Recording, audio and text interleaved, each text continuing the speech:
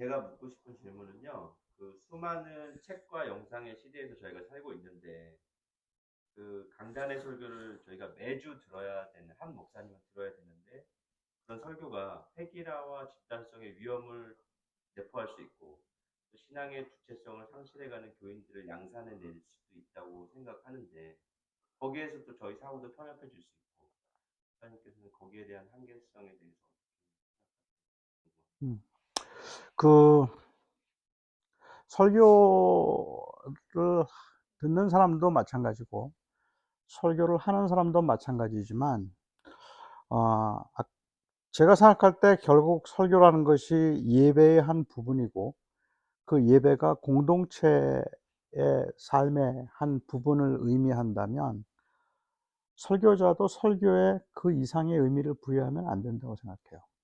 그리고 설교를 듣는 사람도 그 이상의 의미를 부여하면 안 된다고 생각해요. 그런데 너무 설교 자체에다가 어떤 그 이상의 의미가 부여되었기 때문에 거기에 따른 부작용이 이제 '이 설교를 내가 계속 들어야 되는가?' 하는 그 이 회의를 만들어내지 않았을까 하는 생각이고, 설교를 하는 사람의 입장에서도 어쩌면 그걸 통해서 자꾸만 교인들을 변화시키거나 매니플레이트 하거나 뭘 바꾸려고 하는 그러한 경향이 강했기 때문에, 그래서 이 설교가 불편하게 여겨지게 되고, 특별히 이제 포스트 마던 시대가 되면서는 이 이제 설교 무용론 이야기가 나올 수밖에 없는 그런 상황이 되지 않았을까 하는 생각이고요.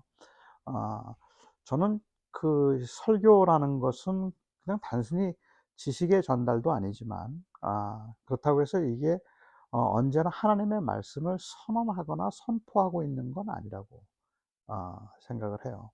오히려 그 설교는 하나님이 말씀하고자 하시는 것이 무엇일까를 같이 고민하면서 소통하는 그 이 수단이라고 보아야 하지 않을까 하는 생각이 들기 때문에, 우리에 관한 이야기들을 얼마나 하나님의 말씀에 비춰서 말하는가 하는 것이라서, 제가 설교를 이 정의하면서 이제 이 설교 뭐 이제 신학생들에게 강의를 할 때나 설교를 정의하면서 "설교는 하나님에 관해서 말하는 게 아니다."라고 이야기를 해요. 그러니까 설교는 하나님에 관해서, 성경에 관해서 이야기하는 게 아니라 설교는 우리에 관해서 이야기하는 것이다, 이 얘기를 하죠. 그러니까 설교라는 것은 하나님에 관해서 이야기하거나 성경에 관해서 이야기하는 것이 아니라 우리들에 관해서 성경의 관점에서, 성경을 통해서 우리들 이야기를 하는 것이다. 그래서 우리가 서로 내 삶에서 일어나는 일들에 대해서 같이 고민하고 같이 힘들어하는 것들에 대해서 성경은 뭐라고 이야기를 하고 있을까 하는 것을 설명해 주고 설득해 주는 그 과정이 설교라고 봐야 되지 않겠는가. 그런데 너무 설교가 우리의 삶과는 동떨어진 것 같은, 아니면 우리의 고민과는 전혀 상관이 없는 곳에서 발생하는 것처럼 보여지기 때문에 아 지금 현대인들이 설교를 들을 때는 어 그런 좀 괴리를 느끼지 않을까라는 생각을 하죠. 그러니까 성경은 이혼에 관해서 무슨 이야기를 하고 있는가? 예를 들면 동성애에 관해서 성경은 뭐라고 얘기하는가? 단순히 그걸 이야기하자는 게 아니라 어 '내 아들이 지금 동성애라는데 이 아이에 대해서 나는 뭐라고 말을 해 줘야 되지?' 그런데 그 부분을 '성경은 뭐라고 말하고 있는가?' 하는 것을 우리가 해서 그 현재 실제 당한 문제를 진지하게 고민하도록 만드는 그 퍼스펙티브를 쪼끔 넓혀서 또 다른 관점에서 그 문제를 보게 해줄 수 있으면, 그러면 그게 성경적으로 우리가 문제를 접근하는 방법이라고 부를 수 있지 않을까라는 생각을 하죠. 근데 우리들의 현실은 빠져버린 상황이 되니까 인제 문제가 되는 거죠. 그 제가 한번 어느 저희 교단에 있는 미국 목사님하고 같이 이야기를 나누는데, 그 목사님이 저한테 그 얘기를 해요. 그 이 자기는 동성애에 대해서 아 그게 틀렸다는 이야기를 수없이 설교했다는 거예요. 그런데 자기 아들이 동성애예요. 아들이 동성애라는 것을 이제 컨페스를 이제 커밍아웃을 한 거죠. 그리고 난 다음에 그게 너무 마음이 아픈데 그 아들을 생각하고 아들이 그랬더라도 그거는 죄예요, 자기에게 있어서. 그러니까 그건 죄라고 설교를 해야 돼요. 그런데 아들이 동성애인 것을 알고 난 다음에 그게 죄라고 말할 때 그 마음하고 그걸 몰랐을 때 말했던 그 마음은 완전히 다르다 이렇게 얘기를 해요. 내용이 똑같은 것 같은데 그런데 완전히 다릅니다 하고 이제 그 이야기를 하더라고요. 그러니까 결국은 우리가 설교를 하면서 현대인들은 뭘 고민할까? 뭐가 힘들까? 하는 것에 대한 공감대를 같이 만들고 그리고 이들에게 필요한 하나님은 뭐라고 말씀을 해 주실까라는 것을 성경을 통해서 찾아보려고 하는 그러한 모습을 설교라고 이야기한다면 저는 여전히 유효하지 않을까. 아, 그리고 여전히 필요한 건 아닌가 하는 생각을 좀 하게 되고 그냥 단순히 뭐 지식의 전달이라면 AI가 하는 게 더 낫겠고 아니면 유튜브를 보는 게 더 좋겠고 어, 또 그냥 단순히 선언이나 선포라고 이야기를 한다면 그냥 성경 읽는 게 더 낫겠다. 목사님께서는 그렇게 말씀을 하시지만 저희가 이제 그 목사님의 말씀 기억을 해서 담임 목사님 설교는 이래야 됩니다. 이렇게 말을 할 수는 없잖아요. 네. 그러니까 저희는 어차피 이제 수동적으로 다 받아들일 수밖에 없는 강단은 일방성이 있잖아요. 서로 이렇게 왔다 갔다 하는 게 아니라 일방성에 대해서 저희는 수동적으로 다 들어야 될 수밖에 없는데 그 목사님 말씀대로 그게 아니다 생각하면 다른 그 설교에 맞는 공동체를 찾으러 가야 되니까 아니면 그 설교는 일단 접어두고 제가 개인 묵상을 하면서 성경을 더 깊이 읽고 그런 시간을 가져야 돼요. 뭐 제일 좋은 방법은 이제 그 저하고 개척을 하는 거 아닐까.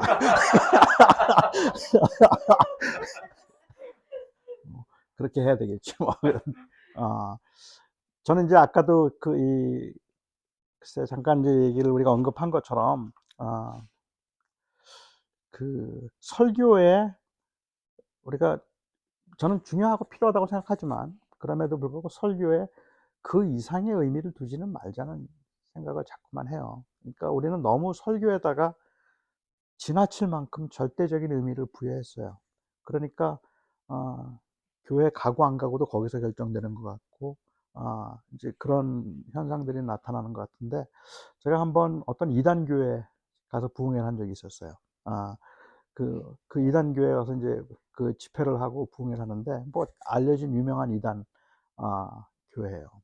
그 목사는 이단 설교예요. 근데 교인들이 그 교회를 못 떠나요.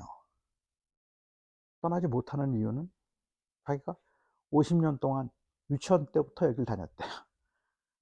그러니까 그래서 여기 있는 사람들을 난 버리고 못 갑니다. 그런데 목사님의 설교는 전혀 어, 들을 수가 없는. 그런데도 교회 공동체를 떠날 수 없는 그 모습을 보면서 저는 마음이 많이 좀 아팠어요. 아, 이런 데는 그냥 목사만 떠나면 딱 좋겠는데. 근데 이제 그렇게 하면 교인들은 너무 좋겠다는 생각을 좀 했었는데, 뭐 굳이 뭐 그런 건 아니더라도, 저는 어떤 것 어떻게 대신할 수 없거나 내가 그냥 포기할 수 없는 그 공동체적 어떤 그 의미가 이 시대는 더 필요한 때가 아닌가라는 생각을 더 하게 되는 것 같아요. 예.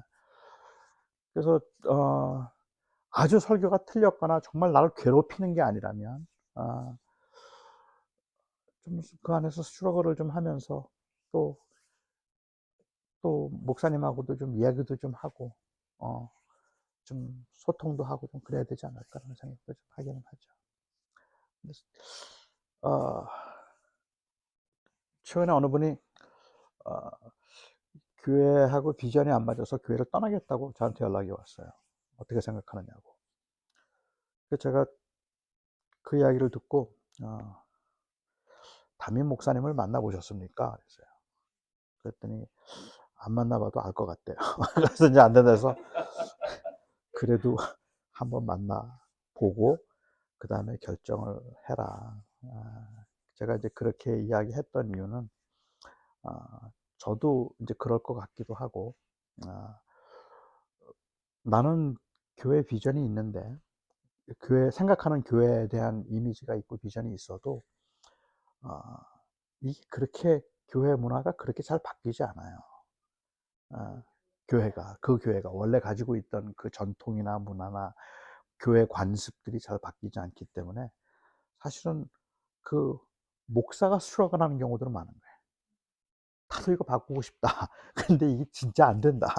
그래서 난 하려고 지금 애를 쓰고 있으니까 제발 날 좀 도와달라.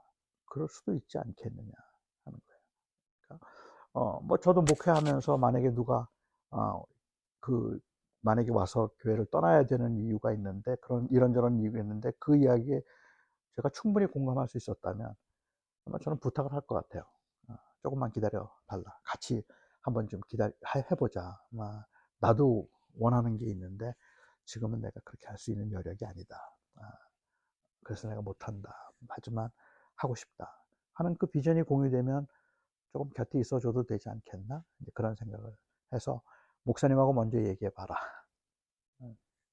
그리고 떠나기로 했다 그러더라고요. 얘기해 본 결과. 그래서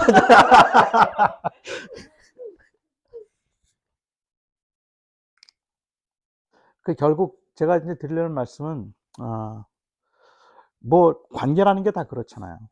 관계가 내가 잘못한 것일 수도 있고 상대방이 잘못한 것일 수도 있고 오해에서 비롯되는 것도 있고, 또 아니면 뭐 조금 이해가 안 돼서 그런 것일 수도 있고 잘 몰라서일 수도 있고 여러 가지 이유가 있을 텐데, 이 관계를 우리가 충분히 해볼 만큼 해보지 않고 너무 쉽게 끊으려고 한다는 데 문제가 있다는 것 같다는 거죠. 그러니까 우리는 그만큼 관계나 공동체를 소중하게 생각하기 때문에 아, 헤어져야 되는 경우도 있겠죠. 부부간에도 그럴 거고 뭐 그럴 경우도 있겠지만, 그 전까지 우리가 좀 힘들지만 너무 이렇게 편하고 쉽게 결정할 게 아니기 때문에 여러 가지 시도를 하는 것 중에 하나가, 목사님하고도 얘기를 좀 한번 진지하게 나눠보는 게 어떻겠는가. 그리고 나의 고민이나 내가 지금 힘들어하는 것들이 뭔가도 좀 같이 이야기를 나눠보는 것도 필요하지 않겠는가. 그런 생각들을 하는 거죠. 그래요.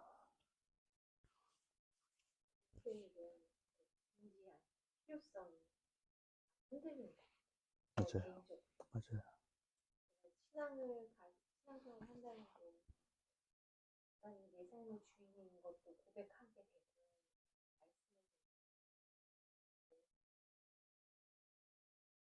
기도도 하게 되고, 하지만 이 신앙생활이 교회 없이도 유지가 되는 시대에 살고 있잖아요. 맞아요. 네.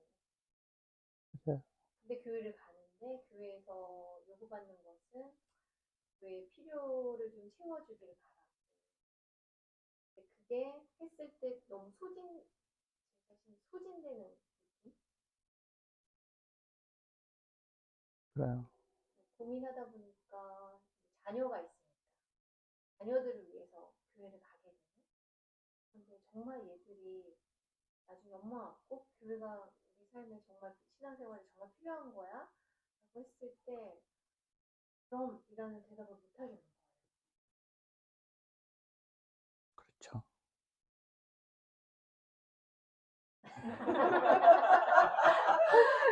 거예요. 이걸 어떡합니까?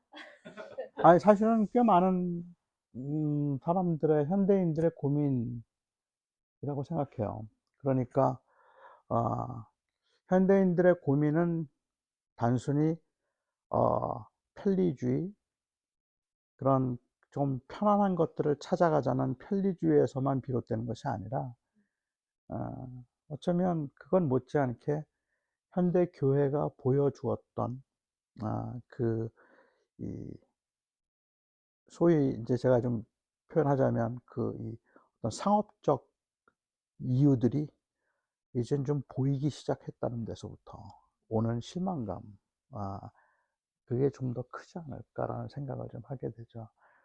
그러니까 이걸 교회가 상당한 위기의식을 느끼고, 이제 이렇게 하면 이건 아니다. 교회가 다시 본질을 찾아야 된다. 이렇게 가야 되겠다 싶은데, 아직까지도 이제 그것보다는 하나의 조직으로서 교회를 어떻게 운영할 것인가 하는데 더 관심이 더 많은 것 같으니까 그 안에 들어가 있으면서 그 안에서 자존감을 느끼고 거기에서 그냥 생각 없이 그냥 어떤 그 자기 정체성을 찾아가는 사람들에게는 더할 수 없이 좋은 보금자리가 될 수 있지만 그렇지 않은 경우에 있어서는 상당히 많이 혼란스럽고 이게 그렇게 이게 의미가 있나 하는 그런 고민을 좀 할 그런 때인 것 같아요. 저는 오히려 이건 누구 개인의 문제가 아니라 제가 생각할 때는 이건 시대적인 문제다 생각을 더 하게 되는 것 같아요. 그래서 이거를 한두 사람이 해결할 수 있는 문제도 아닌 거고 그렇다고 뭐 우리끼리 나가서 그냥 우리끼리 으쌰으쌰 하면서 우리끼리 한번 해볼까 뭐 이럴 수 있는 게 아니라서 이건 상당한 시대적 도전을 받고 있는 그러한 일이 아닐까 생각은 좀 하죠. 그리고 이제 애석한 거는 좀 영향력이 있는 사람들이 이 고민에 좀 동참해 줬으면 좋겠다. 그런 애석함은 좀 있죠. 쉬운 일은 아닌 것 같아요. 답이 있는 건 아닌 것 같기도 하고. 우리 시대에 우리가 그냥 짊어지고 걸어가야 할 그러한 그 하나의 여정이 아닐까 이제 그런 생각도 하죠. 짊어지고 걸어가는 여정을 교회 안에서 그럴 것 같아요. 저는 그 교회를 새로 하든 개혁하든 왜냐하면 이 교회라는 것 자체가 의미가 있는 게 아니라 저는 교회라는 것보다는 사람이라는데 의미를 더 두고 싶은 거죠. 그러니까 이건 아닌 것 같아. 그냥 우리끼리 모여 5가정이 모여서 진짜 좋은 공동체를 이루자고 해도 그게 그게 결국 교회 아닌가 하는 생각을 하는 거죠. 거기에서 고백이 있고 거기에 예배가 있고 거기에 나눔이 있다면 그러면 그게 또 결국은 교회가 되는 건데. 그래서 그걸 벗어나기는 어려울 것 같고 그래서 저는 교회라는 지금의 어떤 오르가니제이션이 아니라 그 저는 사람에 대한 관심인 거죠. 그 사람을 놓치거나 포기할 수는 없지 않을까 생각을 하는 거죠. 여전히 우리는 사람과 관계를 갖고 사람과 어우러져서 사람들과 함께 살아야 되는 거 아닌가. 뭐 나중에 우리가 다 주변이 다 AI일 수는 없잖아. 목사님께서는 기존 교회의 이제 예배 형식, 그런 포맷을 가진 교회가 아니더라도 그냥 여섯 가정이 모인 그런 공동체성을 가진 공동체라도 그런 게 이제 교회의 모습을 좀 지향을 한다면 그것도 여전히 새로운 여전히 교회의 모습일 수 교회죠. 있다. 그럼요. 여전히 그럴 수 있죠. 그건 뭐 전혀 이상하지 않을 거라고 생각해요. 아니, 오히려 어쩌면 너무 대형화돼 가고 있는 시대에는, 조금 그렇게 나눠지는 것도 괜찮죠. 근데 이제 보통 사람들은 생각할 때 뭐, 그래도 한 100명은 돼야 목사님 사례도 하고, 뭐, 그 다음에 뭐, 주일학교도 하고, 뭐, 이제 그렇게 이야기를 이제, 어, 거기 목사 뭐, 이제 그런 것도 있겠죠. 이렇게 얘기를 하는데, 그것도 이제 앞으로는 뭐, 목사들이, 어, 다른 직업을 갖고 있어도 되는 거고, 뭐, 5가정이 모였는데, 거기서 굳이 뭐, 사례를 책임져라, 뭐, 이렇게 할 건 아니잖아요. 그럼 뭐, 그냥 오버하면서 같이 모여서 예배하고, 같이 교제하고, 또, 주신 은사대로 뭐 말씀을 풀어서 나누는 일들을 뭐, 같이 하는 것도 가능한 거고. 저는 그래서 뭐 교회는 꼭 언제나 특히 이렇게 해야 된다, 뭐, 이렇게 커야 된다, 그런 건 아닌 것 같아요. 하지만, 어, 교회에서 키는 역시 사람이겠죠. 사람들. 저는 그래서 공동체라는 말을 쓸 때 공동체를 포기하지 말라고 이제 얘기를 할 때도 좀 답답하고 현재 교회 모습은 어렵지만 따로 그래서 공동체를 만들 게 아니라면 그렇다면 사람을 포기하지 말라는 말이죠. 교회 안에서도 네, 사람. 예, 그러니까 꽤 많은 사람들은 사람을 포기하고 교회를 다니죠. 교회는 가는데 일체 아무도 안 만나지. 예배만 참석하고 아무도 교제하지 않고 그냥 예배만 참석하고 오고 그렇게 하는데 결국은 사람을 나는 이제 더 이상은 못 믿겠다 하는 경우들이 또 제법 더 많을 것 같아요. 그럼 저는 그럼 교회가 아닌데라는 생각을 오히려 하는 거죠. 그 교회 다니고 있다는 것만으로 스스로 위로를 받긴 하지만 우리가 교회를 이야기할 때는 그런 게 아니라 믿음을 같이 지켜나가기 위해서, 믿음으로 살기 위해서 같이 격려해 주고 또 세워 주고, 내가 언제나 도움을 나에게 줄 사람만 찾는 건 아닌 거거든. 내가 있음으로 인해서 누군가에게 내가 도움을 줄 수 있는 그런 위치라도, 그런 관계도 소중한 거니까 그런 의미에서 사람을 포기하지 않는 거겠죠. 그러니까 꼭 나에게 뭘 누가 뭐 해줘 해서만 되는 건 아니잖아요. 근데 내가 있음으로 해서 내가 누군가에게 도움이 되면 또 그것도 그 공동체적으로는 큰 의미가 있는 거니까 할 수 있겠죠. 하나님께서 이제 AI도 언급하시고 새로운 시대에 대한 도전도 많고 복잡한 사회를 살아가고 있습니다. 우리가 가져야 할 시대 정신이 기독교인에게 있다면, 그리고 또 이 기독교 자체가 저희가 속한 기독교 자체가 프로테스탄트 정신으로 시작을 네. 했으니까 우리가 또 현 시대에 좀 맞는 프로테스탄트 정신이 있다면. 원래 종교 개혁을 하면서 프로테스탄트라고 이야기를 할 때 그 프로테스탄트라는 말이 담고 있는 의미는 우선은 저항이잖아요. 기존에 주어진 것들에 대한 저항이었고, 그 다음에 이제 이 저항이라는 말을 종교 개혁가들이 이제 그 사용할 때 그때 썼던 라틴어는 semper reformanda, always reforming. 우리는 항상 개혁한다 하는 그 입장이었거든요. 그런데 그 이야기를 말했던 개혁주의가 가장 개혁이 어려운 어떤 그 기존의 틀 안에서 가장 개혁이 어려운 그러한 집단이 되었다는 건, 이거는 모순이죠, 사실. 저는 그런 의미에서 시대 정신을 가지고 우리가 생각한다면, 내가 지금 편안하게 안주할 수 있는 컴포트 존이 있다고 하더라도 그게 사상적인 것이든 아니면 사회적인 것이든 간에 그 안에서 우리는 항상 개혁을 생각하고 있어야 된다는 거죠. 그래서 저는 제가 생각하는 시대 정신은 always reforming이에요. 이것도 바꿔야 된다. 어떻게 바꾸지? 또 안주하고 있는 건 아닌가? 여기 또 머물고 있는 건 아닌가? 내가 이걸 지금 누리고 있는 건 아닌가? 하는 그러한 이 always reforming 이라는 생각이고, 이 시대에 있어서는 저는 그래서 제가 조금 중복되는 얘기기도 하고 좀 답답한 이야기이기도 하고 개념이 분명히 잡히지 않는 이야기인데도 불구하고 요즘에 제일 많이 하는 말이 계속 공동체. 아, 공동체, 아까는 사람 이야기를 자꾸 하는 것도 아, 그냥 이게 제 느낌에 사람의 자리를 나중에 누군가 다 대신할 것 같다는 생각이 들어서 그래요. 왠지 얼마 남지 않은 것 같은 그런 느낌들.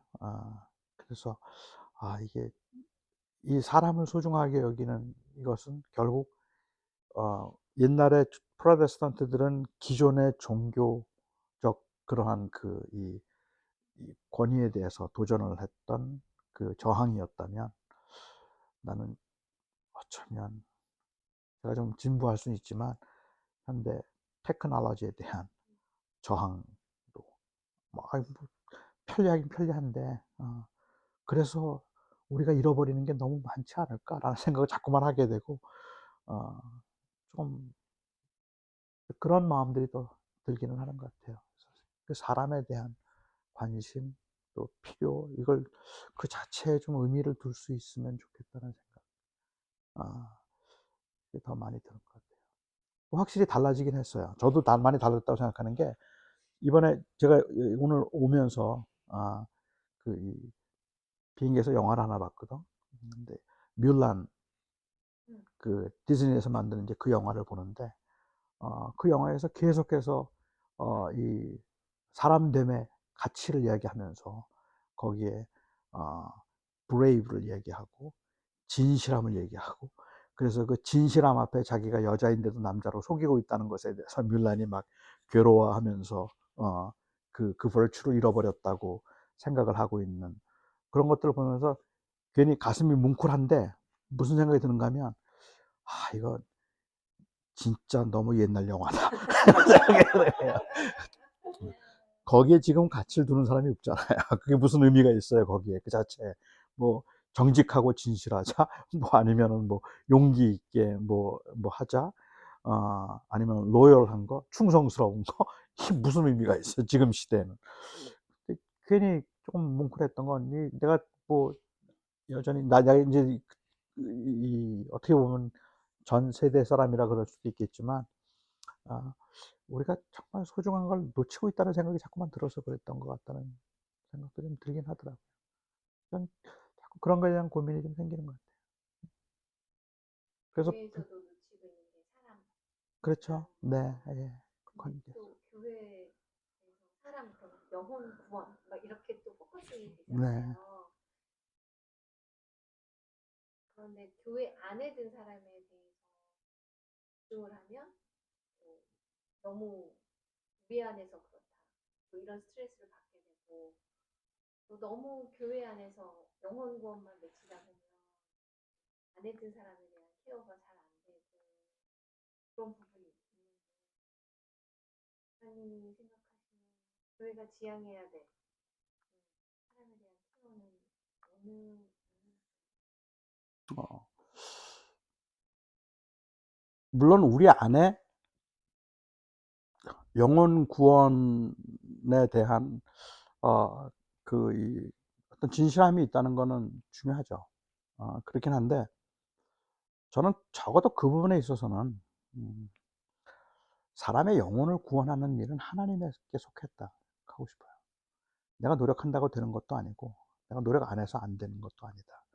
내게 주어진 목적은, 책임은, 내게 주어진 책임은 저 사람의 영혼을 구원하는 일이 아니라 내가 믿는 바에 진실하게 살아가는 거다. 그러면 그 다음 일은 하나님이 하시는 일인데, 내가 저 사람을 어떻게든지 믿게 만들겠다고 생각하는 순간부터 나는 나도 모르게 그 사람을 매니플레이트하고 있는 모습을 발견하게 되지 않을까라는 생각이죠. 그래서 이제 우리 자녀들에게 대해서 얘기할 때, 우리 다음 세대 자녀들에게는 어떻게 할까 생각해 보면, 이번에 크리스마스 때 이제 우리 아들이 달라스에 왔는데, 아들이 와서 얘기를 하는 중에, 첫 질문이 What is non-being? non-being이라는 게 뭐냐? 이제 이 질문을 해요. 어디서 뭐 읽었다 그러면서 무슨 얘기를 non-being에 대해서 얘기를 하는데, 그래서 이제 being and non-being. 그래서 제가 이제 그 being과 대조되는 개념으로 non-being을 말했던 적은 철학에서 없었던 것 같고, being을 이야기하면 항상 nothingness를 이야기했었는데, 그러니까는 non-being이라는 말은 존재하지 않는다는 의미는 아닌 것 같고, 어떤 인격적인 그러한 것이 빠진 것들, 그러니까 뭐 가령 물 그러면 이거는 그냥 thing이라고 부르지 non-being이라고 부르지 않는다. 그러니까 그 non-being인데 그걸 non-being이라고 하면 그게 thing인데 이거는 존재하지 않는다는 말의 의미가 아니라 그 안에 어떤 인격적인 요소들이 없다는 의미에서 우리는 이제 non-being이라는 말을 사용한다. 이제 그러면서 이제 한참 얘기를 뭐 non-being, being 뭐 이렇게 얘기를 하다 보니까 결국 그걸 누가 알고 누가 결정하느냐는 거예요. 그런 그 definition들을 누가 만들고 누가 다 철학자들이 하는 거 아니냐 이제 이렇게. 그런 의미에서 결국은 모든 게 다 상대적인 거 아닌가. 절대는 없지 않느냐. 이제 그 이야기가 이제 제가 하고 싶었던 이야기 같아요. 그러니까 내가 생각할 땐 절대 이 세상에 순수한 상대주의는 없다. 아, 모든 사람은 결국은 불가지론에 빠질 뿐이지 상대주의는 없다. 왜냐하면 상대주의가 맞다고 이야기를 하는 순간 상대주의는 절대주의가 된다. 그렇잖아요. 그러니까는 이 세상에 절대는 없어. 그렇게 말하면 그 말이 결국은 너는 절대가 된 거야. 그러니까 결국은 아무도 몰라. 이렇게 말하는 그게 아무도 자신 있게 말할 수 있는 사람 없다는 그 불가지론적인 입장을 취하는 게 오히려 맞지, 상대주의라는 건 없다. 그건 모르는 거라고 말하는 게 맞을 거다. 안다고 말하는 순간부터 이 시대에는 이미 벌써 절대를 인정하는 것이 되어버리는 거니까, 그게 뭐든 간에.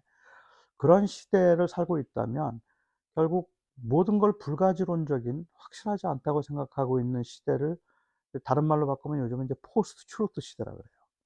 이제 진리를 말하지 않는 시대. 그러니까 요즘 젊은이들의 경우는 포스트 트루트 시대를 살고 있어요.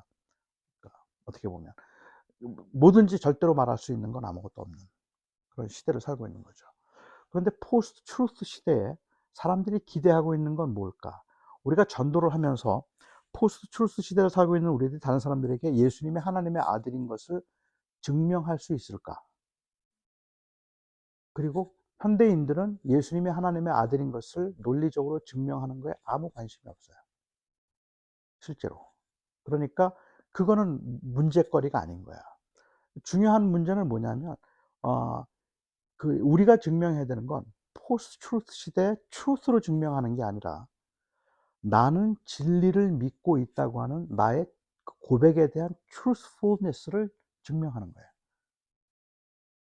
그러니까 결국 다음 세대 우리 아이들에게 부모들이 보여줘야 되는 건 예수님이 계시다는 걸 증명해 주는 게 아니에요. 보여주는 게 아니라 내가 말하고 있는 이 고백이 진실하다는 것을 아이들이 인정해 주기를 기대하는 거예요. 지금 뻥 아니네.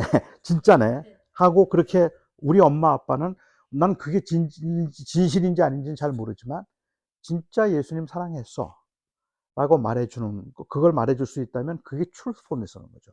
우리에게 준 사명은 그거라고 난 생각해요. 우리 자녀들을 어떻게 믿게 만들까? 그거 우리 못해요. 어떻게 믿게 만들까 하는 것이 아니라 내가 믿는 게 맞다는 것을 이 아이가 인정해 주기를 바라는 거예요. 내가 그렇게 믿었다는 것을. 그런 의미에서 교회에서 전도를 할 때도 저는 교회에서 말하고 있는 진정한 의미에서의 전도란 내가 믿는 것을 나는 진짜로 믿고 있습니다라는 truthfulness를 보여주는 거지 truth를 증명하는 게 아니거든요. 근데 자꾸만 설득해서 그냥 논리적으로 말을 해서 yes라고 말해주기를 바라고 그게 영혼 구원이라고 생각을 하는 거지. 근데 실제로 영혼 구원을 그렇게 사람이 할 수 있나? 그건 못하는 거죠.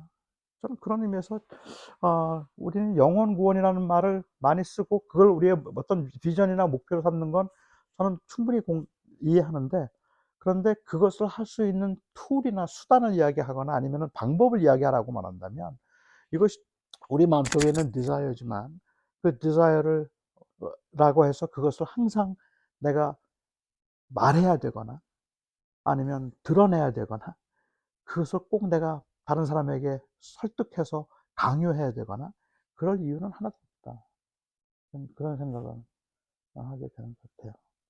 사마리아 사람의 비유에서 제가 이제 몇 번 설교를 하는데도 이제 했던 것도 그건데, 사마리아 사람이 예수님 만나서 이야기하고 난 다음에 자기의 과거를 다 알고 있었다는 사실, 뭐 대답을 보면서 그가 그 사마리아 성에 들어가서 했던 말은 내가 자기가 메시아라고 하는 사람을 만났는데 이 사람 진짜인 것 같다. 그걸 가서 증거한 거예요. 그리고 나중에 그 사람들이 그 여인의 말을 듣고 찾아와요. 예수님을 찾으러 나가죠. 그리고 예수님을 만나고 예수님을 청해서 이틀 동안 같이 있으면서 나중에 이들이 하는 얘기가 재밌잖아요. 이 사마리아 여인에게 네가 믿게 했다고 생각하지 말라는 거예요. 우리는 그의 말을 직접 듣고 믿은 거지 네가 믿게 한 게 아니다. 이거는 자존심 상한다 그 뜻이 아니라 실제로, 아니 이 여인이 와서 예수님에 대해서 무슨 얘기를 했어요? 하나님의 아들이라는 말을 했어요. 뭐 동정녀 탄생을 얘기해서 무슨 얘기를 했어요? 아무것도 안 했어요. 그런데 자기의 과거를 알고 있다는 사실 때문에 그가 충격을 받고 그 다음에 메시아인 것 같다. 내 과거를 다 말해준다고 얘기를 했는데 이게 동네 사람들이 볼 때는 이게 충격인 거예요. 사람을 만나는 게 무서워서 항상 혼자 물을 길러 다니던 사람이 아무에게도 자기의 과거나 자기의 상처를 말하지 않았던 사람이 갑자기 나타나서는 그 상처를 다 얘기해 줬다고 그러면서 사람들을 찾아가서 말하고 있는 그 열정, 그리고 저 사람 누구 만나긴 만났네. 완전히 저거 누구 본 것 같은데? 그리고 찾아갔다는 거죠. 결국은 우리가 우리의 자녀들에게 보일 수 있는 건 어 우리 엄마 아빠가 나를 정말 아끼고 사랑해. 그건 사실인 것 같아. 그 사랑한다는 사실에 대한 truthfulness를 믿어주면 그러면 그 아이들은 그 관계를 이어가는 거죠. 근데 아이들이 그 truthfulness를 의심하는 거죠. truth를 의심하고 있는 게 아니라 그 truthfulness를 의심하면 그다음부터는 다 흔들리기 시작하는 그런 상황인 거니까, 저는 교회에서도 우리가 전도한다 아니면 관계를 맺는다고 얘기할 때 우리는 그 관계에서 우리가 보여줄 수 있는 그 truthfulness가 사실은 우리가 해야 될 책임이고 truth를 통해서 그 사람을 convert 시키는 일은 let the Spirit do it. 성령이 하실 일이다. 그래서 거기에 너무 이렇게 하려고 막 구애받거나 막 해야 된다고 생각하거나 그런 건 아닌 것 같고요. 아주 자연스럽게 고민을 이야기하기도 하고 그럴 때도 저는 있을 거라고 생각해요. 제 아들이 올 때마다만을 제가 전도를 한다고 앉아봐 좀 하고서 계속 예수님이 누구시고 예수님을 믿어야 되고 안 믿, 그 이야기를 아마 계속 한다면 안 올 거예요, 그다음부터는. 그런데 이제 우리가 그렇게 해야 된다는 강박이 있는 거죠. 이 아이의 영혼을 위해서. 그냥 하나님께서 그때가 됐을 때 그 마음을 움직이시고 그 안에 어떤 그 컨버션의 역사가 일어날 수 있겠다. 그러면 내가 보여줄 수 있는 건 그 아이를 진실로 케어하고 나는 하나님을 진짜로 믿고 있다. 그렇게 살고 믿고 살려고 애를 쓰고 있다는 걸 보여주는 것 말고 뭐가 있을까? 근데 교회가 그렇게 하면 그게 곧 전도 아닐까 생각. 예. 그렇게 생각하니까 마음이 편해지는 것 같아요. 예. 교회에 맞아요. 대한 마음과 교회에서 하는 제 행동에 대한 짐이 좀 많이 내려가는 것 같아요. 예, 진짜로 그럴 것 같아요. 저는 그래야 된다고 생각했었어요. 좀 연기하는 느낌이 많이 드니까 아이들도 알더라고요. 어. 첫째한테 딱 소리 지르고 해서 딱 내리려고 하니까 그때가 한 6학년 때. 난 알아. 엄마가 이렇게 나한테 소리를 질렀어도 구역 모임에 가서 엄마는 아주 나이스한 그때 정말 뒤통수. 그렇지. 근데 그러면 또 사람 제 사고가 그러면 이제 제 자신을 돌아봐요. 그래, 이렇게 일을 하면 안 되겠구나. 사람이 가식적인 사람이 되는구나 이런 식으로 생각을. 맞아요. 패턴이 맞아요. 예, 그렇지. 근데 이제 그 트루스풀니스를 보여준다고 얘기를 할 때도, 우리가 가지고 있는 일종의 강박은, 제가 요즘에 이제 그 설교와 설교 코칭을 하면서 좀 드는 느낌인데, 한국 목사님들을 이제 제가 코칭을 하다 보면 그 목사님들에게 있는 일종의 약간 보이지 않는 강박이 좀 있는 것 같아요. 그거는 교인들에게 뭔가를 하라고 말해야 될 것 같은, 뭘 하라는 말을 하지 않으면 설교가 안 끝난 것 같은 그런, 그러니까는 다 얘기를 하고 난 다음에도 결국 그러니까 여러분 이렇게 사셔야 합니다를 말해야만 될 것 같은 그런 그 이 약간의 강박이 좀 있어요. 그래서 뭐 이제 그 중풍병자를 데리고 온 네 친구가 지붕을 뚫고 그 병자를 예수님께로 데려왔다. 이게 누구의 믿음일까? 하고 중풍병자를 데리고 온 친구들의 믿음인가? 아니면 그 중풍병자의 믿음이었을까? 어떻게 고침을 받았을까부터 시작해서 그 중풍 데리고 오기 위해서 노력하고 애쓴 것들, 이런 것들에 대해서 포커스를 맞으면서 우리가 어떻게 뭘 해야 되는가 하는 것에 관한 이야기를 많이 이제 집중해요. 근데 마가복음 그 본문을 읽어보면 거기서 얘기하고자 했던 것은 이 사람들이 얼마나 대단한 사람들인가가 아니라 예수님이 얼마나 대단한 분인가. 그죠? 예수님이 진짜 하나님의 아들이라 죄 사하는 권세가 있었다. 그리고 예수님에게는 그런 그 하나님의 아들이었다는 것을 보여주기 위한 그러한 예수님에 대한 이야기이기 때문에 그냥 예수님에 관한 이야기만 하면 될 텐데 왜 자꾸만, 그러니까 우리가 뭘 해야 됩니다라는 얘기를 왜 자꾸 더하려고 할까? 이제 하는 생각을 하면서 제가 들었던 느낌이, 만약에 은혜를 말하지 않고 도덕적 규범을 말하자고 하면, 그러면 목사를 비롯해서 부모가 자기의 잘못을 인정하기가 쉽지 않아요. 내 잘못을 인정하는 순간 권위가 없다고 생각하고 더 이상 말을 안 들을 거라고 생각하는 거야. 하지만 내가 말하려고 하는 게 어떤 나의 그 어떤 권위나 어떤 성공이 아니라 그냥 내 약함을 이야기하자. 그리고 은혜라는 걸 이야기하자고 한다면, 저는 은혜를 말할 수 있을 때 목사들은, 설교자들은 자기가 얼마나 한심한 존재인가를 인정할 수 있다. 그래, 그게 바로 그리스도의 은혜니까. 근데 그게 은혜를 이야기하기보다는 교인들을 매니뷸레이트해서 뭔가를 하게 만들자 그러면, 나도 실패했습니다. 그 얘기하면 누가 해요, 그걸? 자기는 성공한 얘기를 해줘야 남들이 다 하는 것이. 그러니까 자기 실패한 얘기를 못 해요. 나도 못 견디게 화가 납니다. 이런 말 못해요. 그러면 다른 사람들도 다 화내도 된다고 말하는 것처럼. 그러나 은혜를 말할 때는 내가 나 된 게 은혜 때문이라면 그건 충분히 할 수 있는 말 아닐까 하는 생각을 이제 해서 약함이라고 하더라도 그거를 드러낼 수 있고 보여줄 수 있고 그럼 우리 엄마 아빠도 실수했다는 걸 아이들에게 오히려 말해주고 보여줘야 될 것 같아요. 그렇게 하고 그래야 그런데 하나님이 그래도 날 용서하셨다는 게 보여지는 것 아닌가? 막 잘해야 된다는 강박보다 자연스러운 게 제일 좋죠.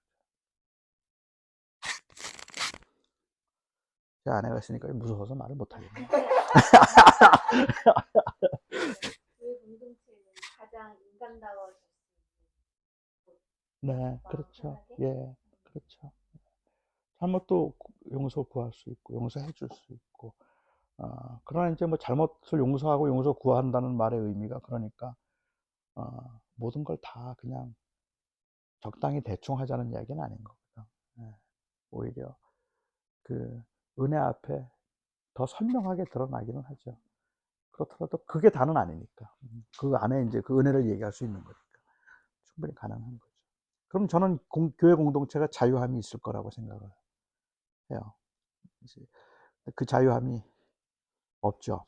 여전히 감춘 것 같고 다 가린 것 같고 여전히 뭔가 보여주면 안 될 것들이 있는 것 같고 또 조금 포장해서 보여줘야 될 것들이 더 있는 것 같은 그런 게 훨씬 더 강하니까 뭐 사람이 그럴 수 있다는 건 다 인정을 하죠. 그거 자체 때문에 상처를 받거나 그러는 사람은 없는데 이제 정도가 지나쳤죠.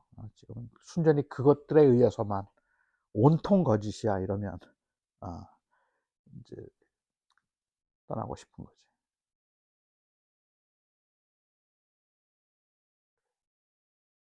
다 끝난 것 같아, 그죠? 과자 좀 먹자.